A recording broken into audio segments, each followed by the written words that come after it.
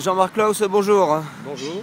Tu es le candidat du Front de gauche aux élections législatives de la 9e circonscription de Haguenau. Exactement, ouais. Peux-tu te présenter? Qui es-tu? D'où viens-tu? Alors, qui je suis et d'où je viens? Bon, je viens de la Haute-Vallée de la Bruche, où j'ai grandi jusqu'à l'âge de 19 ans. Je suis né à Schirmeck. J'ai dû me délocaliser pour trouver du travail. Donc la mondialisation, ça j'en connais quelque chose, hein, les conséquences et l'impact aussi sur la vie de famille, les relations avec les amis. Donc je suis venu ici dans la 9e circonscription en 1983, où j'ai fait ma formation d'infirmier en psychiatrie. Donc je vis, je travaille et je vote dans cette circonscription, donc Brumath, Bischwiller-Haguenau, depuis 1983. Et je suis marié, j'ai deux enfants, deux filles de 15 et 19 ans. Et je travaille en milieu hospitalier depuis 1982. D'accord. Donc tu es un délocalisé et non pas un parachuté. Oui, exactement, c'est ça. Ouais. Alors nous sommes ici au parc de la gare à Haguenau avec ce sanglier, je crois, qui est un vieux pote qui a été une histoire pour toi. Exactement, c'est aussi un délocalisé, hein, puisqu'il était dans le pavillon de chasse de la famille Coulot, juste en dessous du Girbaden, là, un peu avant Urmat. Hein, donc on vient à peu près du même pays. Et puis le sanglier, c'est aussi un symbole, hein, c'est la ténacité, ça renonce pas. Donc j'aime beaucoup ce symbole. De temps en temps, je viens lui parler du pays, mais il ne me répond pas trop parce qu'il est assez stoïque. Hein, voilà. Jean-Marc, étais-tu de la partie lors de la prise de la Bastille? Oui, mais à distance et par procuration, parce que je devais travailler ce week-end. Donc j'ai tout suivi sur Internet, sur France Info. Et par contre, mon suppléant Steve Kalish en était et il pourra te raconter tout ça en détail. Pourquoi cette candidature aux législatives et peux-tu rappeler quelles sont les principales directions du Front de gauche? La principale direction du Front de gauche, c'est de restituer la parole au peuple, le pouvoir au peuple. C'est pour ça que nous prenons la révolution citoyenne.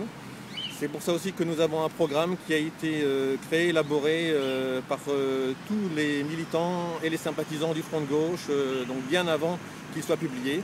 Il s'intitulait d'abord le programme populaire partagé. Il est devenu le programme du Front de gauche, l'humain d'abord. Donc c'est mon programme aussi, parce que mon travail c'est d'abord l'humain, puisque je suis infirmier psychiatrique. Et donc mon programme c'est l'humain d'abord, parce que je suis militant au Front de gauche. Alors tu es connu à Haguenau pour avoir dans un cercle de fumeurs, fumé le cigare il y a quelque temps lorsque c'était encore autorisé dans les bars. Est-ce qu'il faut y voir là un symbole révolutionnaire? Je pense notamment à Cuba par exemple. Oui, on peut y voir ça, c'est certain. Il y a des symboles, hein, voilà, les cigares cubains, le Che, Fidel Castro. Voilà, mais au-delà des symboles qu'on pourrait dire politiques, il y a aussi, on va dire, un art de vivre, un plaisir de déguster des bonnes choses, bien sûr, avec une certaine modération, et aussi toute la culture qu'il y a derrière. Hein. Il ne s'agit pas de fumer pour fumer, comme il ne s'agit pas non plus de boire pour boire, il s'agit de déguster entre amis des choses agréables et de partager. Et le partage, c'est aussi un élément qu'on retrouve dans le programme du Front de gauche. Il n'y a pas que le partage des richesses, il y a le partage du pouvoir, le partage de la parole, le partage des idées. Le partage humain. Exactement. Ouais. Jean-Marc, as-tu un poster de Karl Marx et d'Arlette Laguiller dans ta chambre? Non, absolument pas. À une époque, c'est vrai que je votais pour Lutte ouvrière au premier tour, hein, et j'estimais beaucoup Arlette Laguiller. Ça, c'était l'époque de mes 18-20 ans. Et quelques années après, Karl Marx, j'ai pas besoin d'avoir un poster dans ma chambre. J'ai lu certains de ses écrits que j'approuve. Ça fait partie de ma culture politique. Mais bon, d'ici à en avoir un poster et en faire une icône, non merci. Donc que peut-on te souhaiter pour cette campagne des législatives?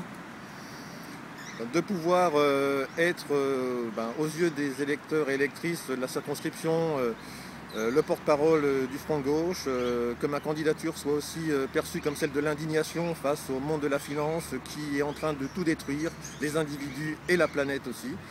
Que je puisse être aussi pour eux un relais entre leur vote de la présidentielle et le vote des législatives, pour ceux qui auront voté au présidentiel pour le Front de gauche, et pour les autres aussi, qu'ils puissent retrouver une possibilité de voter Front de Gauche aux législatives. C'est les deux orientations de ma candidature, l'indignation et servir de relais entre les deux votations. Après, je ne m'évertuerai pas à convaincre absolument les gens. Nous sommes dans les espaces publics où nous diffusons des tracts, nous avons un blog, nous avons des assemblées citoyennes, nous parlons avec tous les gens qui souhaitent discuter avec nous, mais il ne s'agit pas d'entrer par effraction dans la conscience des autres, ça ma conscience me l'interdit, c'est à chacun de juger, je dirais, en son âme et conscience au moment du vote dans l'isoloir. Jean-Marc, tu peux nous chanter l'Internationale a cappella? Ah non, je chante très très mal. Donc pour ça, essaye peut-être avec Steve éventuellement, qui chante mieux que moi. Mais je n'ai pas de voix et j'essaye quelquefois, mais ça ne vient pas.